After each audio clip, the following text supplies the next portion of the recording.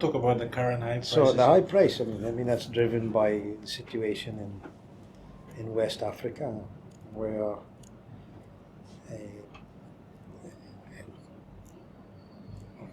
problems of, I presume, climate change, old cocoa, and pest and disease problems, and swollen shoot disease. It's a viral infection of cocoa, old cocoa trees. These things in particular have decimated their cocoa production. If you look at it, it's in Ivory Coast and Ghana. Those two countries combined produce, I believe, it's just over 60% of global production. So when their production is impacted negatively by, I think it's about 25 to 30% down, that's a huge chunk of global production shortfall now. And so the prices have jumped up in response to that. It's of great benefit to PNG. It'll take some more years of inward investment in cocoa cultivation at a global level before we see a price correction. I predicted after 2008, I'm not sure how long after, but we should be on a high price platform until 2008. 28. Sorry, 2028. Yeah. So, what does this mean for PNG cocoa growers, and what can we do to increase production? Well, the opportunity is there to invest back into your cocoa farms, your cocoa blocks. Please, if all farmers could adopt what we call the backbone message of our commercial agronomy program is rotational replant of cocoa. That is to replant, grab the opportunity now to start to replant your cocoa. 10% of your cocoa should be replaced every year, and that should continue forever. Keep replacing 10% of your cocoa every year so that your cocoa trees, your cocoa block does not become old, senile, and production drops off. You keep rotational replant of your cocoa as part of the cocoa farming system. It's actually the backbone of the cocoa farming system that we promote. Invest in new cocoa trees.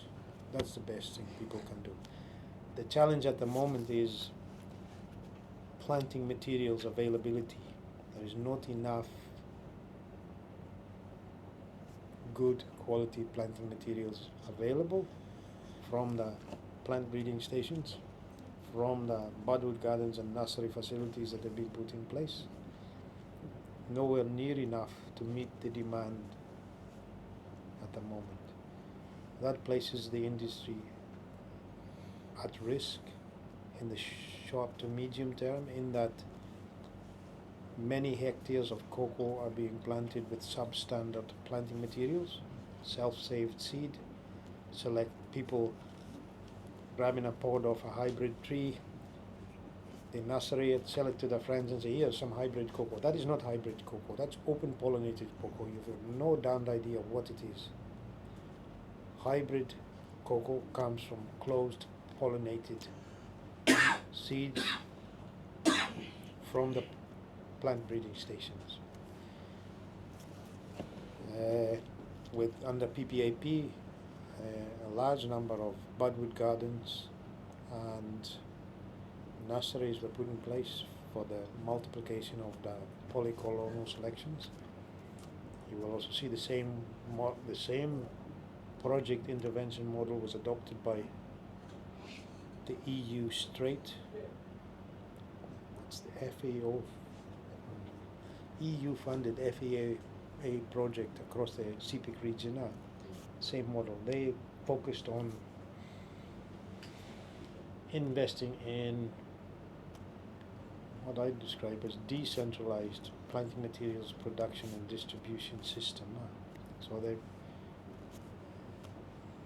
over 300 nurseries and budwood garden facilities have been established throughout the Sepik region, which allows farmers access to the good quality planting materials.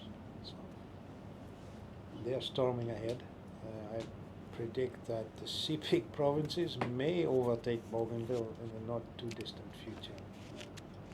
I mean, the plantings that's going on up there is huge. It's being further driven with the price. They've got the infrastructure in place to drive further plantings as well. It's just starting to roll out. But that's your question. Cocoa farmers, grab the opportunity to invest back into your cocoa blocks. If you wander around East New Britain, you'll find cocoa blocks with old trees, very old trees, and very few of them left standing, for whatever reason, I'm not sure. But these blocks need to be somehow, spend money on planting materials there. It's Where does Agmark get its cocoa from? smallholder producers all over the country, All right. thousands. Which province your biggest suppliers?